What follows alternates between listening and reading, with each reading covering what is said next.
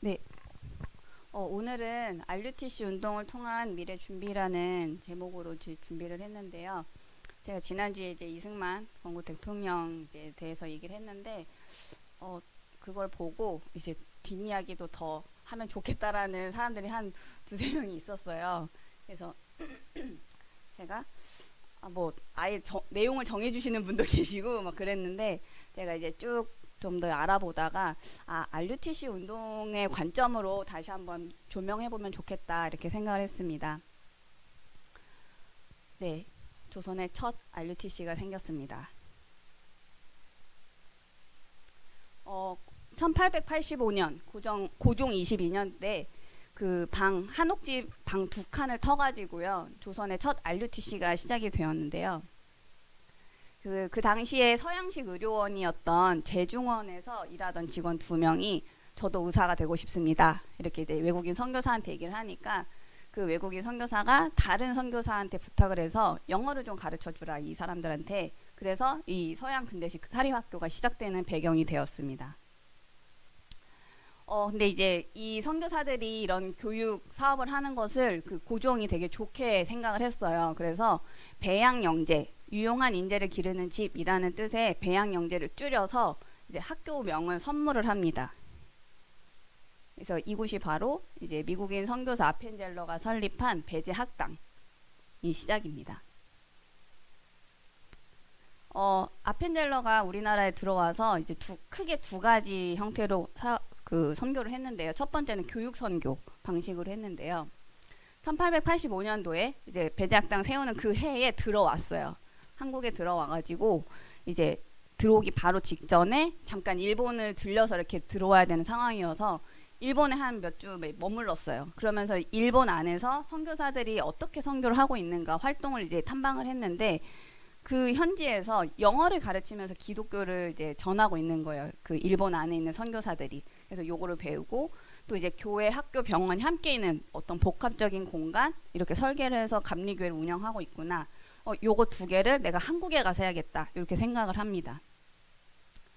그래서 이제 한국에 들어왔는데, 이제 스크랜튼이라는 의사가 이제 그 제중원에 있는 그 두 명을 좀 공부시켜 달라 해서 영어 수업을 시작하게 되었고요. 근데 이제 처음에는 영어 수업으로 시작했지만 아펜젤러는 대학을 세우려고 했어요. 그래서 배제 학당이라는 명을 받았지만 자기는 스스로 이제 배제 컬리지라는 형태로 부르곤 했다고 합니다. 그래서 이제 배제 학당의 교육 목적은 기독교인을 양성하고 근대 국가 인재를 배양하는 이 두 가지 목적을 가지고 시작을 했는데요. 그래서 자기 모교인 그 프랭클린 마샬 대학의 학제를 참고해서 배제 학당 커리큘럼을 짭니다. 이제 특징은 복음을 막 강조하지 않았어요. 막 강요하고 막 믿어야 됩니다 이렇게 한 게 아니라, 학교 교과목을 배우면서 의식적으로 또는 무의식적으로 그냥 스며들 수 있도록 그렇게 이제 복음을 전한 거예요. 그래서 크게 그 예비부, 전혀 이제 영어를 모르는 사람들을 데리고 이제 예비부를 하고, 그 다음 이제 조금 익숙해지면 이제 일반 교양부, 그 다음에 대학 과정, 이렇게 세 가지 파트로 나눠서 진행을 했는데, 이제 예비부에서는 이제 주로 영어 위주로 가르쳤다면 대학 과정에서는 신학부, 의학부를 두어서 이제 나중에 한국을 이끌 지도자를 양성하려고 이렇게 이제 커리큘럼을 짰다고 합니다. 주요 교과목은 영어, 한문, 역사, 수학, 의학, 과학, 음악, 미술 뭐 등등을 가르쳤는데, 한문을 제외하고 나머지는 다 영어로 가르쳤다고 해요. 그리고 이제 암기식 교육을 좀 지향하기 위해서 이제 연설회, 뭐 토론회 이런 것들도 이제 할 수 있도록 했고, 이제 서양식 그 체육 활동을 장려하기도 했다고 합니다. 그래서 여기를 통해서 이제 뭐 만민공동회, 뭐 독립협회 이런 것들이 이제 사람들을 이제 계몽시키고 독립의식을 이제 고취시키는 그런 역할들을 했다고 합니다. 그래서 그 윌리엄 그리피스라는 작가가 아펜젤러 전기를 썼는데요. 이 아펜젤러의 이런 교육 방식에 대해서 이런 말을 했어요. 이제 조금 한번 그냥 제가 쭉 읽어볼게요. 아펜젤러가 주축이 되어 미국인 개척자들이 구체화시켰던 교육은 조선의 전통적인 교육과는 전혀 다른 것이었다. 그래서 처음에는 모든 면에서 조선인의 기질과 조화를 이루지 못하는 것으로 보였지만, 그것은 곧 조선인의 절실한 필요를 채워주고 조선의 정신적, 사회적, 정치적 질병들을 치료하기 시작했다. 그 교육은 학생들에게 생각하라고 가르쳤다. 그것은 훈련의 강조점을 남겨서 판단으로 변화시켰다. 그것은 시력을 통찰력으로 변화시켰다. 그것은 학생들에게 원인을 물어보라 가르쳤으며 인과관계라는 영원한 법칙을 체득하라고 가르쳤다. 그것은 남자다운 정신과 기사도의 역점을 두었다. 집에서 여인들과 아이들도 끼니를 잊지 못하는 하인들을 억압하거나 괴롭히지 말라고 가르쳤다. 그것은 근면을 존중할 만한 것이며 정직한 노동, 심지어 육체 노동까지도 보수를 받고 존중받을 가치가 있음을 가르쳤다. 이러한 교육은 필연적으로 언젠가는 만연되어 있는 귀신 숭배의 전 체계를 무너뜨리고 양반의 전 특권과 여성의 노예 상태와 저열한 조상 숭배를 없애고 우습게 만들어버리는 결과를 낳을 것이다. 뭐 이제 이런 식으로 말을 했는데 주요 핵심은 뭐냐면 세계관을 바꿔서 유교 사상에 떠들어 있는 그 문화를 바꾸려고 하는 그런 교육이었다라는 말입니다. 그 다음에 또 다른 큰 방향은 문서 선교였는데요. 이제 중국 선교사로 있던 이제 올링거라는 선교사님을 이제 초청을 해요, 한국으로. 그래서 이제 배제 학당에서 이제 교육을 하는 교사로서 활동하게 하면서 산문 출판사를 운영하게 합니다. 그래서 이 출판사에서는 교과서, 그리고 성경 찬송가, 그리고 각종 선교 잡지랑 단행본, 독립신문 등을 발행을 합니다.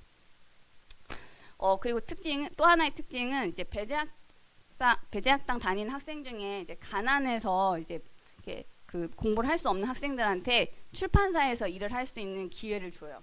그래서 이제 스스로 돈을 벌면서 이제 자기가 이제 할 수 있도록, 그래서 자주정신, 그리고 자조할 수 있도록, 독립할 수 있도록 이렇게 기반을 마련해주기도 했습니다. 이 배제학당을 이승만이 나왔죠. 그래서 이제 이승만은 거기서 배운 것을 토대로 이제 자기가 가는 곳마다 이 운동을 계속 하게 돼요. 이승만이 그 이제 회심을 하게 된 장소가 이제 한성 감옥이었는데, 원래 그 배제학당은 좀 그 당시에 좀 좋은 교육기관이었어요. 그래가지고 서양식으로 가르치니까. 그래서 이제 안창호, 뭐 이승만, 주시경, 김소월, 여운형 등 좀 이제 걸출한 인물들 배출을 했는데요.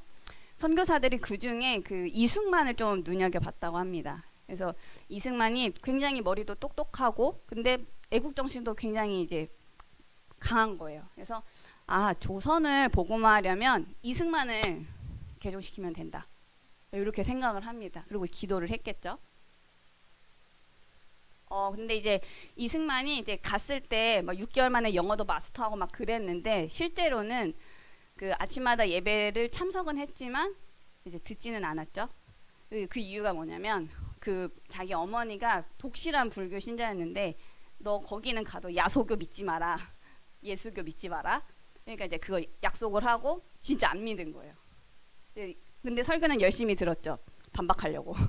그만큼 머리가 좋았는데 들으면 언젠간 바뀌더라고요.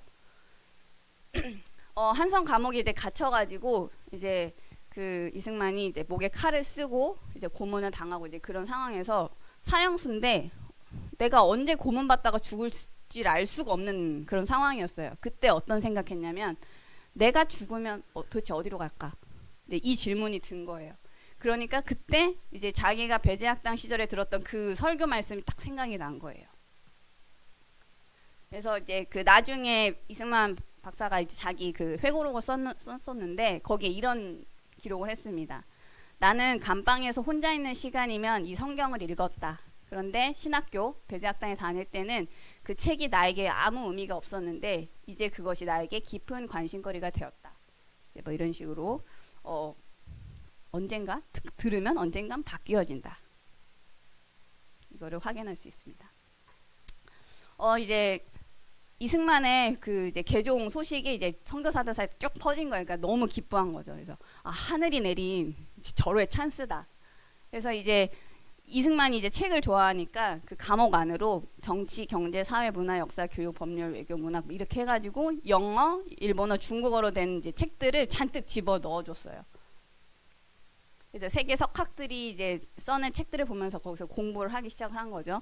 그래서 이제 이 책을 자기 혼자 본 게 아니라 소장한테 부탁을 해가지고 그 도서관을 하나 만들고 또 학당도 만들어요. 그래서 그 안에서 공부하고 연구하고, 그러면서 아이들을 이제 뭐 영어, 일어, 산수, 세계지리 이런 걸 가르치고요. 어른 죄수들한테는 신학문, 성경 등을 가르치기 시작합니다.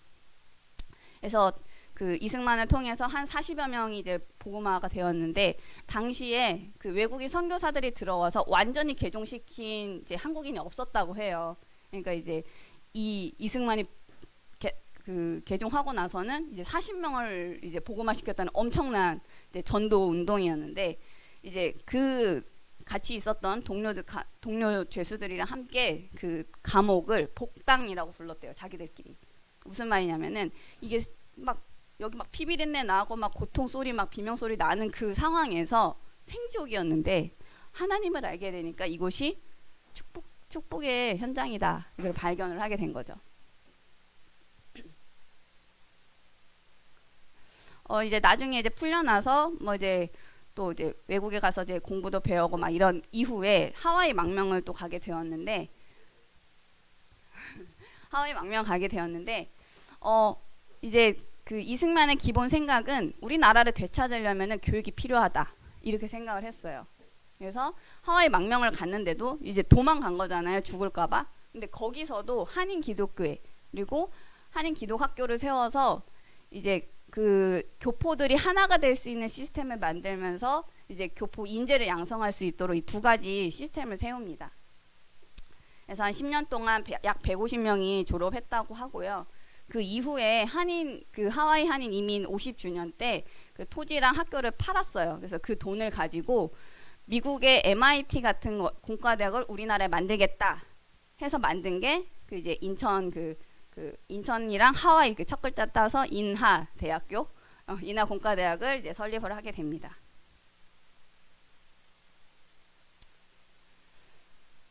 제가 이렇게 조금 배제학당부터 이렇게 이승만 이제 대통령이 했던 이제 이걸 쭉 알아보게 된 계기가 뭐였냐면, 이제 그 변영희 집사님이